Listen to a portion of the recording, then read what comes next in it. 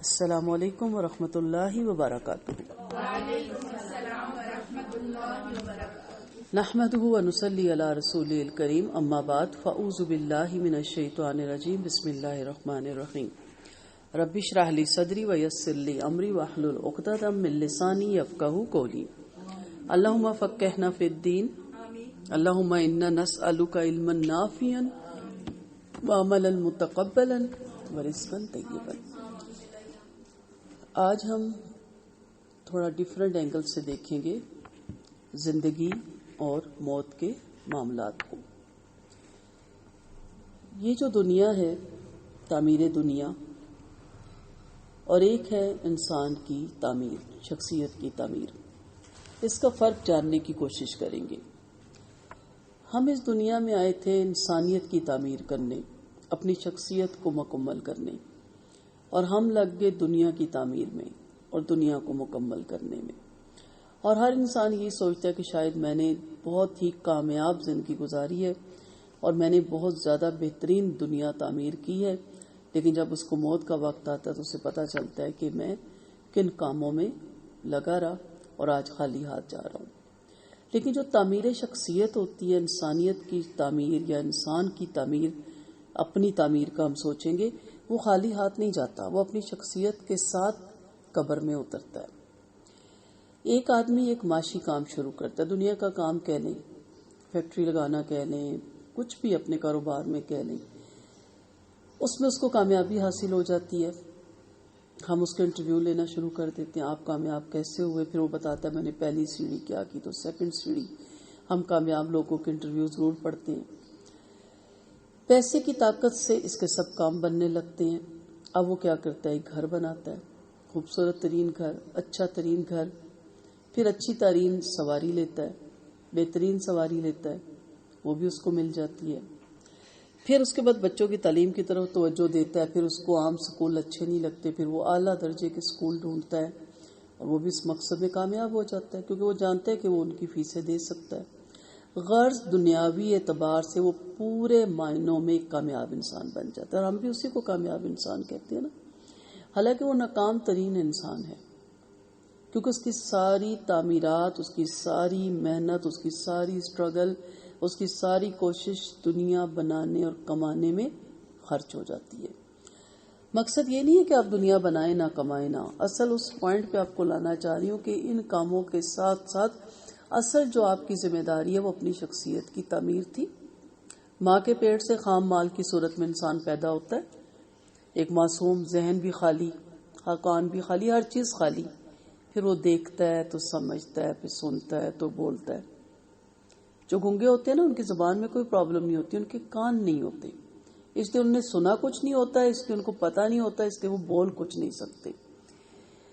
اب آپ کیا بول رہے ہیں وہ آپ کی اولاد سن رہی ہے، کیا آپ کہہ رہے ہیں، کس طرح چل رہے ہیں، آپ ان کی جو اصل تعمیر ہوتی ہے وہ آپ کی شخصیت ان کے اندر جاری ہوتی ہے۔ آپ لالچی ہیں، آپ میں طمع ہے، آپ کے مقابلے کی دوڑ میں دوسروں کی ٹانگیں کھینچنے کی روش ہے، دوسروں کو نیچے دکھانے کی روش ہے، آپ میں تکبر ہے، بہت کچھ ہوتا ہے، بڑائی ہے۔ کچھ لوگ تو اس لیے کامیاب ہونا چاہتے ہیں نا کہ میں بہترین لائف گزاروں، کچھ کہتے ہیں بڑوں کو نیچا دکھانا ہے، بہت سے لوگوں کے منہ بند کرنے ہیں، بہت سے لوگوں کی عقل ٹھکانے لانی ہے۔ ایسے لوگ کیا دے رہے ہیں، اپنی شخصیت کیا بنا رہے ہیں، اور وہ اپنی آنے والی نسلوں کو کیا دے کے جا رہے ہیں، ٹھیک ہے۔ اور ایک ہوتا ہے کہ وہ کما بھی رہا ہے، محنت بھی کر رہا ہے، بہت آگے بڑھنا چاہتا ہے، اس کے اندر گٹس بھی ہیں، لیکن اس کے معاملات بڑے اچھے ہوتے ہیں، وہ لالچ، ہرس، طمع سے دور ہو کے کرتا ہے، وہ تکبر اور کبریائی اور بڑائی کے اس روش سے، اس رویے سے نیچے ہو کے، اور وہ اپنے اولادوں کو بھی کہتا ہے کہ سب کچھ دولت نہیں ہوتی بیٹا، انسانیت بھی کوئی چیز ہے۔ اور دنیا دار کیا کہتا ہے؟ سب کچھ دولت ہی ہوتی ہے، امیر لوگوں سے تعلقات بناؤ، کل کام آئیں گے، ان کے ساتھ رکھ رکھاؤ کرو، کل تمہارے کام آئیں گے۔ مقصد یہ ہے کہ ہم یہاں کس کیٹیگری میں آتے ہیں یہ دیکھنا ہے۔ یہ تجربہ آدمی کے اندر یہ ذہن پیدا کرتا ہے کہ اس دنیا میں پیسہ سب کچھ ہے، پیسہ کماؤ، ہر چیز حاصل کرو۔ اسی مزاج کو ایک فارسی شاعر نے ان الفاظ میں بیان کیا، میں ترجمہ بتاؤں گی صرف: اے زر، تو ہی خدا ہے، نہیں تو خدا نہیں، لیکن خدا کی قسم تو عیب چھپانے والا ہے اور حاجتوں کو پورا کرنے والا ہے. یعنی پیسے کو اس کے اعزاز میں اس نے یہ شعر کہا. اب ہم دیکھتے ہیں دوسری طرف وہ انسان ہے جو اللہ سے ڈرتا ہے، جو اللہ پرستی کی زندگی اختیار کرتا ہے، جو آخرت کو اپنا منزل مقصود بناتا ہے. ایسے شخص بھی ایک دنیا کی تعمیر کرتا ہے، یہ خود اپنی شخصیت کی تعمیر کرتا ہے. اب جو انسان اچھا ہوتا ہے اس کے ساتھ کوئی سرخاب کے پر تو نہیں لگے ہوتے نا، کوئی میڈل لگا کے وہ پھرتا ہے یا تاج پہنا ہوتا ہے. اس کی شخصیت بتاتی ہے کہ یہ پولائٹ ہے، یہ درگزر کرتا ہے، یہ ہمدرد ہے، یہ غصہ نہیں کھاتا، یہ کسی کا حرام نہیں کھاتا، یہ جھوٹ نہیں بولتا. یہ سب کیا ہے؟ اس کی شخصیت. وہ اپنی اس شخصیت کی وجہ سے اس نام سے پہچانا جاتا ہے کہ فلاں شخص، کوئی بھی نام اس کا لے لیں، ABC کوئی لے لیں، بہترین شخصیت کا مالک ہے. یہ اس کی پرسنالٹی ہوتی ہے. جیسے میں ہمیشہ کہتی ہوں نا کہ ایک روزہ ہے جزوی، صبح سے سحری تک شام تک نہیں کھانا، کچھ منہ میں جان کے کھا لیا تو روزہ ٹوٹ جائے گا. ایک ہوتا ہے حقیقی روزہ. اللہ کے ہاں جزوی روزے کا معاملہ نہیں ہوگا. کتنے لوگ ہوں گے جو کبھی زندگی میں روزہ نہیں چھوڑتے اور وہاں حشر کے میدان میں پتہ چلے گا تمہارا ایک روزہ بھی نہیں قابل قبول. کیوں؟ غیبت کی، جھوٹ بولا، حرام کماتے تھے، سود کھاتے تھے، رشوت لیتے تھے، بہنوں کا حق نہیں دیتے تھے. یعنی ویسے حلال چیزوں سے رک رہے ہیں اللہ کے کہنے سے، اور عام زندگی میں حرام چیزوں سے نہیں رک رہے. فراڈ، دھوکہ. اب یہاں تو بڑا مزہ آتا ہے نا، میں نے تو ہتھیا لیا بہنوں کا حصہ، بھائی کا ہتھیا لیا، فراڈ کر کے لے لیا.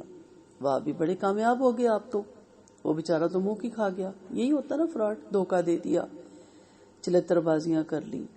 جب اللہ کے سامنے جائیں گے تو کون سی شخصیت ہوگی؟ یہی ہوگی نا کہ نہیں وہاں یہ ہوگی جی 5 وقت نمازی تھا، مسجد میں نماز پڑھتا تھا، تراویح پڑھتا تھا، روزہ رکھتا تھا، اس لیے اس کو جنت دے دے. وہ جو باقی جو حقیقی روزہ تھا کہ عام دنوں میں، اب اس نے حلال روزہ رکھا ہے، اس نے روزے میں کوئی ایسا کام نہیں کیا جو روزے کو توڑے یا مکروہ کرے، لیکن جو حقیقی روزہ تھا اس میں تو اس نے سارے کام وہی کیے. عام روزے میں تو آپ کو کہا جاتا نا صبح سے شام تک حلال چیزیں نہ کھاؤ ہی نہ، بس کہ پانی بھی نہ پیو، تعلق بھی قائم نہ کرو میاں بیوی کا، لگے وہ جائز ہے. لیکن عام دنوں میں کیا کہا جاتا ہے؟ زنا نہ کرو، لواطت نہ کرو. یہی کہا جاتا ہے نا، سود نہ کھاؤ، رشوت نہ کھاؤ. یہ تھوڑی کہا جاتا کھانا نہ کھاؤ. اگر اللہ کے ساری زندگی روزہ ہو، ساری زندگی تم صبح سے شام تک نہیں کھا سکتے تو انسان کتنے مشکل میں پڑتا. اللہ کہتا ہے جو مرضی کھاؤ، حلال طیب سب کھاؤ، لیکن جو میرے حرام کردہ کام ہے ان سے رک جاؤ. تو یہاں بھی کہنے کا مدعا یہ کہ جو میری آپ کی شخصیت ہے نا، ٹھیک ہے ہم 5 وقت کی نماز پڑھیں، الحمدللہ، شکر ہے ہم مسلمان کے گھر میں پیدا ہوئے، اللہ کا شکر ہے ہم اپنا ستر بھی ڈھانپتے ہیں. کیا بس اتنی سی چیزیں ہیں ہماری شخصیت پہ؟ جب ہم بولتے ہیں چیخ کے، چنگاڑ کے، اندر ہمارے لالچ، حرص، طمع بھی ہے، ٹو بھی ہے، غیبت سے بھی نہیں باز آ پاتے، ٹھیک ہے، چغلی لگانے کا بھی بڑا اسی طریقے سے لگاتے ہیں کہ اگلے کو پتہ بھی نہیں چلتا، اور لگا بھی جاتے ہیں اور اس کے کان میں ڈال بھی دیتے اور پتہ نہیں چلتا لڑائی ہوئی کہاں سے، سٹارٹ ہوا کہاں سے لڑائی کا. یہ جو شخصیت ہے نا اپنی خود بنانی ہے، یہ بنائیں اس دنیا میں اکیلے. میں بس مجھے اپنے آپ کو کیسے بنانا ہے. اگر آپ دوسروں کے رویے دیکھیں گے تو آپ کی شخصیت ویسی ہو جائے گی کہ فلاں ہم کہتے ہیں تم بدھو ہو، دیکھو کتنا چلاک ہے، چلیں آپ بھی چلاک ہو جائیں. کیا چلاکیاں کر لیں؟ کتنی چلاکیاں، موت کے آگے چلاکی ہوگی؟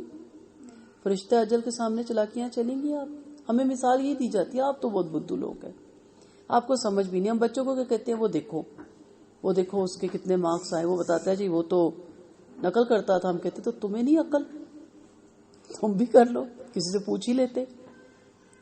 ویسے کوئی جیسے میرے کئی جاننے والوں نے کہا ہم باہر گئے، سمپل حق حلال کمایا، تمہارے ساتھ فلاں گیا تھا وہ تو کھرب پتی ہو گیا، تم کیا کماتے ہو وہاں؟ اس نے کہا ہمیں پتا وہ کیسے کھرب پتی ہو گیا، ہمیں ویسے نہیں ہونا.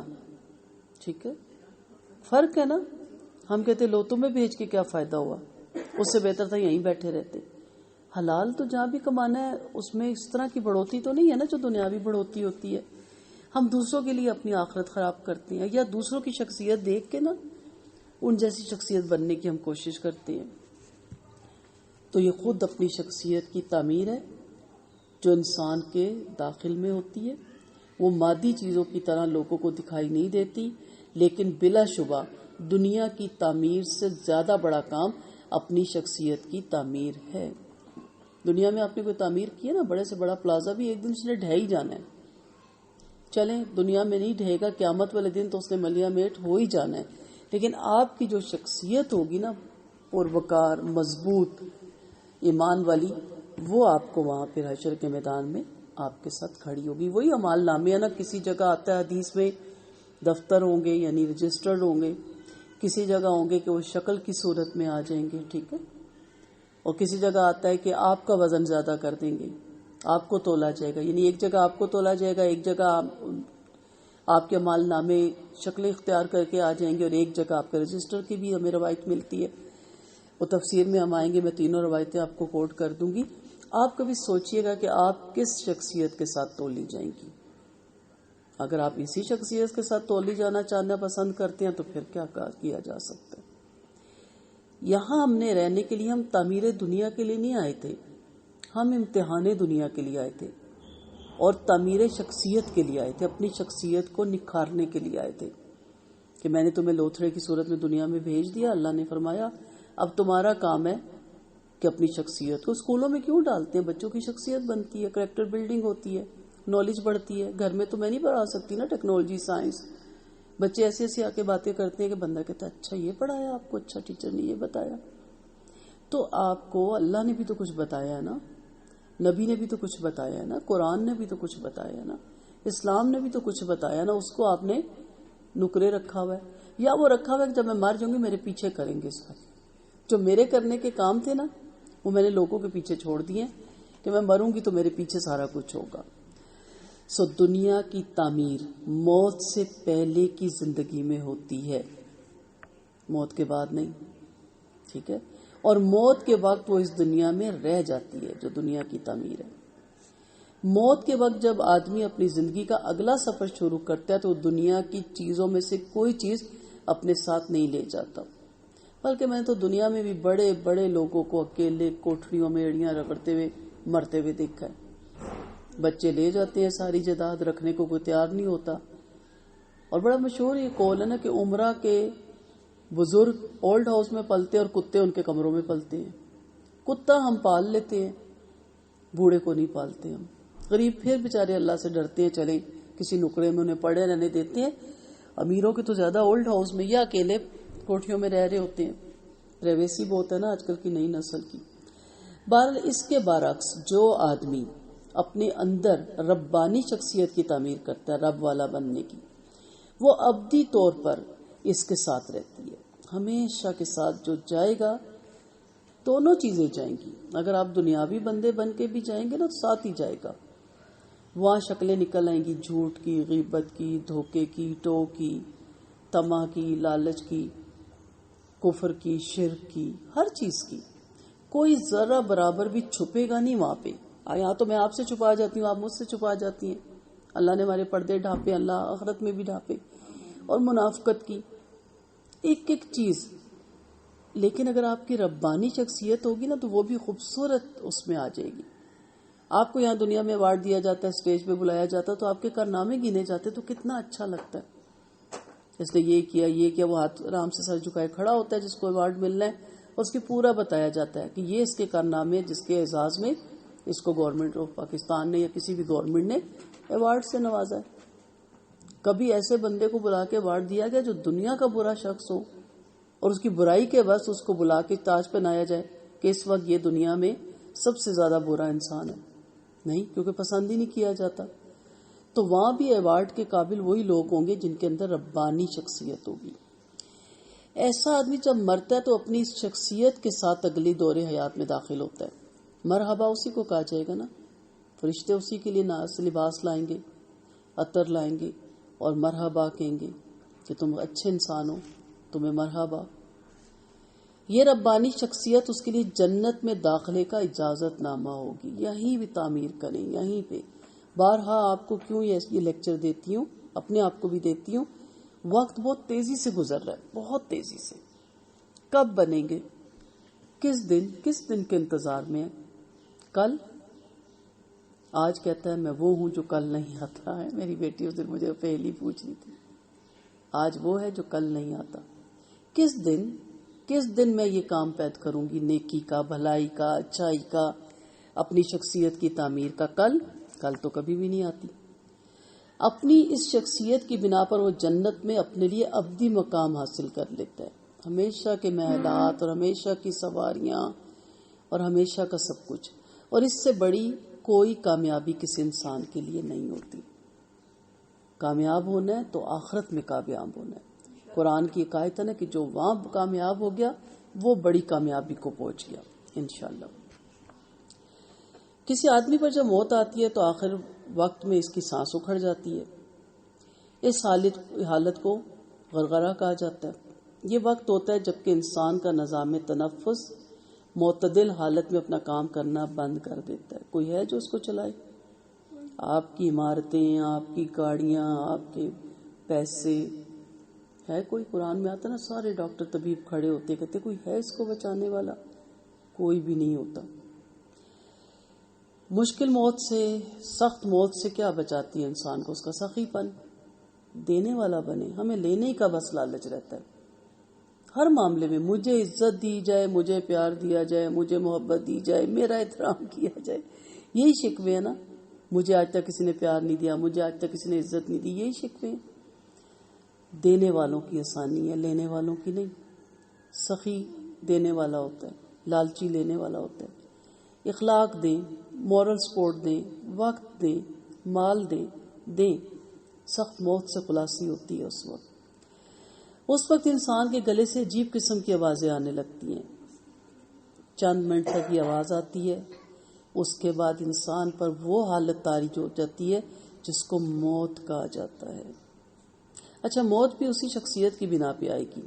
اگر آپ تعمیر دنیا میں لگے رہے تو اس کی موت بھی پھر بڑی عجیب آئے گی. اور اس وقت پتہ چل جائے گا کہ اس دنیا کے لالچ میں نے اتنے ظلم کیے، اتنا لوگوں کے دل دکھائے، اتنے عذاب میں مبتلا کیا سب کو، اتنا میں نے اکٹھا کیا، اتنا میں نے جمع کیا، اور آج ایک سانس واپس نہیں مجھے کو لوٹا کے میرا مال دے سکتا، میری اولاد بھی نہیں دے سکتی. اللہ کہ اگر ہم نے ان کو پالا ہو قرآن و سنت کے مطابق تو پھر آپ کے لیے بہترین صدقہ جاریہ وہ ہوگی. حقیقت یہ ہے کہ دوسرے کی موت خود اپنی موت کی یاد دہانی ہے. دیکھتے ہم تو کہتے ہیں اچھا ہمارے کے کتنے بجے جنازہ، اچھا کئی کام بھی تو کرنا ہے، جلدی سے جاؤ، شکل دکھاؤ، گھر آؤ. کبھی سوچا، کبھی ایک لمحے کو، اور وہاں بھی عورتوں کے دانت نہیں بند ہو رہے ہوتے، کوئی بات یاد آ جاتی ہے. اچھا ساری قصے وہاں، ساری باتیں وہاں ڈسکس. حالانکہ ہونا یہ چاہیے کہ سناٹا چھا جائے. کتنا یہ خوفناک وقت ہے. جو جا رہا ہے وہ آپ کو یہ بتا کے جا رہا ہے، یہ نہیں کہ اس کے جانے کا دکھ، وہ آپ کو بتا کے جا رہا ہے کہ اس کیفیت سے میں تو گزر گیا، تمہاری باری ہے. کس طرح دل لگایا ہوا ہے. لیکن ہماری ہنسی ٹھٹے اور شور شرابے میں پتہ نہیں چلتا میت اٹھنے کا وقت آ جاتا ہے. کوئی آ رہی ہے، اس کو گلے مل رہے، ٹھیک ہو، بچے نہیں لائی ہو، ساس کیسی ہے، پوری میت پڑی ہوئی ہے، لیکن ہم نے پورے آباء و اجداد کے قصے اس وقت پوچھنے ہیں. تم کمزور لگ رہی ہو، موٹی لگ رہی ہو، ٹھیک ہو، بیمار ہو گئی تھی. اسی وقت وہ جو پڑا ہوا ہے اس کو تو دیکھو. کل آپ بھی دیکھ لیں، آپ بھی اسی طرح پڑی ہوں گی اور ہم سارے باتیں کر رہے ہوں گے. ہر موت زندہ لوگوں کو بتاتی ہے کہ جس طرح مرنے والا مر گیا اسی طرح زندہ رہنے والا بھی مرے گا. ہر موت یاد دلاتی ہے کہ اے لوگوں مستقبل کی تیاری کرو، کیونکہ آخرکار جو چیز تمہارے حصے میں آنے والی ہے وہ تمہارا مستقبل ہے، نہ تمہارا ماضی ہے، نہ تمہارا حال ہے. تو مستقبل کے لیے کیا کیا وہ ضرور سوچیں. مقصد ربانیت کی طرف بھی نہیں لے جانا، مقصد مایوسی کی طرف بھی نہیں لے جانا. مقصد یہ ہے کہ الرٹ ہو جائیں ہم اور زیادہ خوبصورت لائف گزاریں. اس لائف میں جس میں آپ اپنی آخرت بنانے میں لگ جاتے ہیں بہت ریلیکس رہتے ہیں. آپ دیکھیں کہ کبھی بھی عالم کو، قاری کو، حافظ کو خودکشی کرتے ہوئے نہیں دیکھیں گے آپ. اللہ پہ ایک توکل، بھروسہ کہ عارضی دنیا گزر جائے گی. اور بڑے بڑے عمرہ کو، میں نام نہیں لوں گی، ہمارے اپنے جاننے والوں میں آخر اپنے آپ کو گولی مار لی. نہیں سکون دیا دولت نے، نہیں سکون دیا عمارتوں نے، نہیں سکون دیا آپ کے اکاؤنٹس نے، کسی چیز نے نہیں دیا. انسان اپنی ذات میں اکیلا فیل کرتا ہے. اور ایک وقت ہوتا ہے کہ آپ کو اکیلا چھوڑ ہی دیا جاتا ہے. تو اس لیے ایسی لائف کر لیں اپنی جتنی آپ کی لمٹ ہے اس کے اندر، کہ آپ ایک بہترین شخصیت کے ساتھ یہاں سے جائیں. جب آپ مریں تو کوئی یہ نہ کہ بڑی امیر تھی، بڑی دولت والی تھی، بڑی خوبصورت جیولری پہنتی تھی، کہ بہت اچھی عورت تھی، بہت اچھی انسان تھی، اس کی کمی ہمیشہ یاد رہے گی. موت، ڈیتھ کے لفظ کو اگر آپ ڈکشنری میں دیکھتے ہیں نا تو اس کا مطلب لکھا ہوتا ہے زندگی کا ابدی خاتمہ. موت کی یہ لغوی تعریف موت کی منفی تصور پیش کرتی ہے نا. اس کا مفہوم یہ نکلتا ہے کہ آدمی مکمل انسان کی حیثیت سے پیدا ہوا، تھوڑی مدت زندہ رہ کے ہمیشہ کے لیے چلا جائے گا. اس کی تمام آرزویں اور اس کی تمام صلاحیتیں اسی طرح مٹ جائیں گی، دوبارہ ان کا وجود میں آنا ممکن نہ رہے. تو پھر بندہ کہتا ہے خوب عیاشی مار لو، نہ جینا ہے تو نہ کوئی جواب تو نہ کوئی سوال. اسلام اس کے مقابلے میں زندگی کا مثبت تصور پیش کرتا ہے. اسلام کے مطابق موت زندگی کا خاتمہ نہیں، موت کا مطلب ہے انسان کے لیے اس کے دوسرے دور حیات کا آغاز. سمجھتے ہیں نا اسلام میں موت کس کو کہا جاتا ہے؟ آپ سمجھیں کہ اس دنیا کا دروازہ بند اور اگلی دنیا کا دروازہ کھلتا ہے. اس سے آپ کی ساری کاوشوں کا، آپ کی ساری محنتوں کا وہاں صلہ ملے گا، اور آپ کی جو آرزویں ناتمام رہ گئی وہاں اللہ تعالیٰ ساری پوری کرے گا. اسلام کے مطابق انسان کو ابدی مخلوق کے طور پہ پیدا کیا گیا. آپ خاتمے والی مخلوق نہیں ہیں، آپ کبھی مریں گی نہیں، یاد رکھیں کبھی بھی نہیں مریں گی. انسان کبھی بھی نہیں مرتا. یہ تو اس دنیا سے دوسرے دنیا میں، مثلا آپ پاکستان سے امریکہ شفٹ ہو جاتے تو مرتے تو نہیں نا، کتنے دور چلے جاتے ہیں. اب تو ٹیکنالوجی آ گئی ہے، ورنہ تو شکلوں کو ترس جاتا تھا انسان. آپ اس دنیا سے دوسری دنیا میں شامل ہو جاتے ہیں جو کہ برزخ کی دنیا، اور اس کے بعد قبر کی دنیا، اور اس کے بعد پھر جنت کی، اور انشاءاللہ جنت الفردوس کی دنیا ہوگی. اللہ میں جہنم اور اس کے عذابوں سے دور دور رکھے. تو یہاں پہ بتایا ہی جا رہا ہے کہ آپ ابدی مخلوق ہیں. پھر اس کے عرصے حیات کو 2 حصوں میں بانٹ دیا گیا. 2 زندگیاں نا آپ کی، قبل از موت جو آپ یہ حصہ گزار رہے ہیں، اور بعد الموت حصہ جو اس کے صلے میں گزاریں گے. وہ آپ کے بینیفٹ ملنے کا دور ہے، وہ آپ کو اجر ملنے کا دور ہے. یہ دنیا دار الجزا نہیں ہے، یہ دنیا دار العمل ہے. وہ دنیا دار العمل نہیں ہے کہ میں وہاں جا کے کر لوں گی، اللہ کو راضی کر لوں گی. وہ دنیا دار الجزا ہے. ایک موسم ہوتا ہے بیج بونے کا، اور دوسرا موسم ہوتا ہے بیج کاٹنے کا. بونے والا کاٹنے والے دن بوئے تو نکلے گی فصل. نہ وہ موسم اس کے لیے سازگار، نہ وہ حالات سازگار ہوں گے. دنیا فصل کاٹ رہی ہے اور آپ بو رہے ہیں. کبھی ایسی کم عقلی ہوئی؟ کبھی نہیں ہوئی. بچپن میں اسکول میں ڈالا نا، 40 سال کی عمر میں آپ اسکول ڈالے، کوئی لیتا ہے اسکول والا آپ کو؟ نہیں لیتا. ہر چیز کا ایک طریقہ کار ہوتا ہے نا. یہ دنیا جو انسی ہے، یہ بیج بونے کا ٹائم ہے، فصل کاٹنے کا ٹائم آخرت ہے. جو بوئیں گے وہ کاٹیں گے. اس لیے کہا جاتا نا کہ آخرت دنیا کی کھیتی ہے. تو آج آپ جو بو رہے ہیں نا وہی وہاں کاٹیں گے. باقی آپ جو کھا رہے ہیں، پی رہے ہیں، محنت کر رہے ہیں، سو رہے ہیں، وہ آپ کو زندگی گزارنے کا، مصروف رکھنے کا ایک ذریعہ ہے. اس میں بھی حلال حرام اور ان چیزوں کا خیال رکھنا ہے. اس تخلیقی پلان کے مطابق آدمی کو چاہیے کہ وہ موت سے پہلے کی زندگی کو تیاری کا دور سمجھے اور اس کو کامل طور پر تیاری میں گزارے، کیونکہ پھر نہیں ملے گی زندگی. یاد رکھیں، 5 سال ہیں، 50 سال ہیں، 60 سال ہیں، 90 سال ہیں، آخر جانا ہے. ان سالوں کو گین کریں، کیونکہ موت کے بعد زندگی کا جو دور آدمی کے سامنے آئے گا اس میں عمل کرنا نہ ہوگا، بلکہ صرف اپنے عمل کا انجام پانا ہوگا. اسی لیے آپ صلی اللہ علیہ وسلم قیلولہ کتنی دیر کا کرتے تھے؟ چند منٹ کا کہا گیا. یہ جو ہم اتنے لمبے لمبے قیلولے کرتے ہیں نا، ہمیں کوئی فکر ہے کہ ہم اتنا سو رہے ہیں اور یہ وقت ہم کسی پوزیٹو کام میں لگا سکتے ہیں؟ پیچھے وہ بحث چل رہی تھی جمعے کی چھٹی، اتوار کی چھٹی، جمعے کی. مجھے کسی نے کہا دیکھے نا مدینہ کی ریاست کا کہتے ہیں تو جمعے کو چھٹی ہونے چاہیے. میں نے کہا مدینہ میں کب چھٹی تھی جمعے کی؟ کوئی ایک روایت مجھے لا دو، کوئی ایک تاریخ مجھے لا دو. میرے نبی نے تو زندگی میں چھٹی کی ہی نہیں، میرے صحاب نے تو کبھی چھٹی کی ہی نہیں. جمعے والے دن بھی کیا ہے کہ جمعہ پڑھو اور بکھر جاؤ، اس کے فضل کی تلاش میں نکل جاؤ.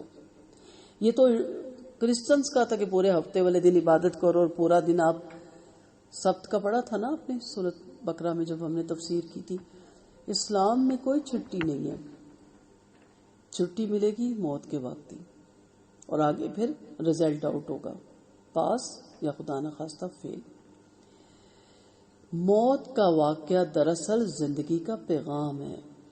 اسی لیے مومن کے لیے آپ صلی اللہ علیہ وسلم نے فرمایا یہ قید خانہ ہے اور کافر کے لیے جنت بنی ہوئی ہے. شکر کرتا ہے اس مومن کیونکہ پل پل تلتا ہے اور پل پل فکر بھی کرتا ہے کہ کہیں مجھ سے نہ شکرا پن نہ ہو جائے، کہیں مجھ سے غفلت نہ ہو جائے، کیونکہ اس نے مختلف آزمانا ہے نا، کسی کو بیماری میں، کسی کو غریبی میں، کسی کو مسکینی میں، کسی کو دکھ دے دے کے کوئی لوارث ہو جاتا ہے. بہت سی آزمائشیں ہیں. ہر آزمائش پہ کہ اللہ تعالیٰ آپ نے اس قابل سمجھا نا، میں پورا اتروں گا اس میں. تو موت کا واقعہ دراصل زندگی کا پیغام ہے. موت کا پیغام یہ ہے کہ جو کرنا ہے اس کو آج کے دن کر لو، بلکہ ابھی کر لو، نیت ابھی کر لیں. ہم کہتے کل فلاں مہینے چھٹیاں آ جائیں نا تو یہ کریں گے، چھٹیوں سے پہلے اپنی چھٹی ہوگی تو پھر فلاں مہینہ آ جائے نا، یہ مثلا رمضان میں یہ کروں گی. اللہ ہم سب کو نصیب کرے. ہمیں پتہ ہے رمضان ہم دیکھیں گے، آج سے کرو نا، ابھی سے کرو نا، ابھی سے روٹین بناؤ اور پورے 11 مہینے رمضان کی طرح گزارو. یہ ٹریننگ دی جا رہی نا آپ کو کہ صرف رمضان میں یہ کروں گی اور جب عید کا چاند نکل آئے گا تو پھر کچھ نہیں کروں گی. یہ کہا گیا اسلام میں.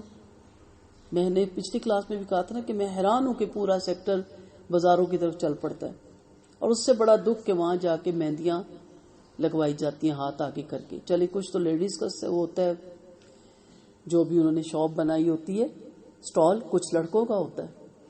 کوئی فرق نہیں پڑتا. ہم کہتے ہیں کہ مہندی لگوا رہے ہیں، چوڑیاں پہنوا رہے ہیں اور اس سے بھی چھوڑیں، بس مٹر گشت کرنا، سیر و طرف کرنا، رونق بڑی ہوتی ہے نا آخری 10 راتوں میں. تو انجوائے کرتے ہیں ہم روزوں کو. تو آپ سوچیں کہ کیا 11 ماہ پھر حقیقت میں 11 ماہ ہم نے یہی کرنا ہے نا.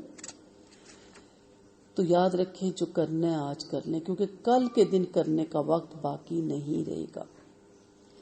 کرنا کیا ہے کہ اپنی سوچ پہ نظر ثانی کیجیے. آج آپ ہم پڑھ رہے ہیں نا، قرآن پڑھانے والے لوگ ہیں. کبھی نظر ثانی کریں اور آج کریں اور اسی لمحے کریں، اپنا احتساب کریں. اب مسئلہ یہ کہ انسان اپنی سوچ پہ نظر ثانی کرتا ہی نہیں، دوسروں کو دیکھتا، ہاں فلاں ایسے کرتی ہے، چاند نکلتا ہے تو فوراً یہ کرتی. یہی ہے نا ہمارا. دوسروں کو کرٹیسائز کرنے کے لیے ہمیں نہیں پیدا کیا گیا. اسلام منع کرتا ہے دوسروں کو کرٹیسائز کرنا، اس کو ٹو لگانا، اس کی عیب جوئی کرنا. وہ پردہ کرتی ہے یا نہیں کرتی ہے اس کا معاملہ ہے. اللہ سے دعا کریں اللہ سب کو ہدایت دے. یہ دیکھنا ہے کہ میں کرتی ہوں، اگر کرتی ہوں تو صحیح بھی کرتی ہوں کہ نہیں، یا پردے کے ساتھ اور کیا کیا چیزیں آتی ہیں. صرف یہ تو نہیں کہ اتنے میٹر کا کپڑا اوپر لاد لینا ہے. تو اپنی سوچ پہ نظر ثانی کریں. ایسا نہ ہو کہ مایوسی کے ساتھ خاتمہ ہو جائے. کیونکہ جب آپ سوچ پہ نظر ثانی کریں گے تو عین ممکن ہے کہ زندگی کی جو ٹریجڈی ہے نا، جو افسردگی ہے، وہ خوشی میں بدل جائے کہ اچھا یہ تو چند دن کے لیے میں آیا ہوں، چند دن کی آزمائشیں ہیں، چند دن کی پریشانی ہے اور میری آزمائش یہی ہے، اس کے بعد خاتمہ ہو جانا ہے اور مجھے ان آزمائشوں میں صبر کرنے کا اجر ملنا ہے. تو انسان بڑا پرسکون ہو جاتا ہے. ہم جب میٹرک میں تھے، اب تو وہ سلیبس چینج ہو گیا، اس میں ایک لیسن تھا، ہر بندہ اپنے دکھ سے پریشان ہوتا ہے اور پھر منادی ہوتی ہے کہ سارے فلاں دن فلاں گراؤنڈ میں جائیں اور اپنی اپنی تکلیف اتار پھینکیں اور دوسری جو ہلکی پھلکی تکلیف لگتی ہے وہ اٹھا لیں. ہر ایک کو لگتا نہیں آپ کو نہیں پتا جو میرے پہ گزرتی ہے. اچھا جی، سب وہاں جاتے ہیں اور جب جاتے ہیں تو اپنی اپنی تکلیف پھینکتے ہیں. اب جو بے اولاد ہوتا ہے وہ ایک اولاد اٹھا لیتا ہے، سب کا یعنی ڈفرینٹ ہوتا ہے. گھر آ جاتے ہیں، جو عذاب میں مبتلا ہوتے ہیں نا، وہ آ کے جو تنگ کرتے ہیں. اولاد کبھی داڑھی کھینچتا ہے، کبھی کیا کرتا ہے، کبھی کیا. وہ اتنا تنگ پڑتے ہیں، کہتے ہیں ہم بے اولاد ہی اچھے تھے. اب پھنس جاتے ہیں سارے. کوئی کہتا ہے نہیں مجھے پیٹ کی بہت تکلیف ہے، کوئی میرے ہاتھ درد ہو جائے پیٹ نہ ہو، پھر وہ ہاتھ پکڑ کے چیختا ہے. یعنی وہ اتنی اچھا اس چیپٹر تھا کہ میں نے اس عمر میں ہی بہت کچھ سیکھ لیا تھا. پھر منادی ہوتی ہے کہ دوبارہ گراؤنڈ میں جاؤ اور اپنی اپنی اگر یہ جو تکلیفیں اگر چھوڑنا چاہو تو چھوڑ کے اپنی پرانی لے لو، ورنہ نہ جاؤ.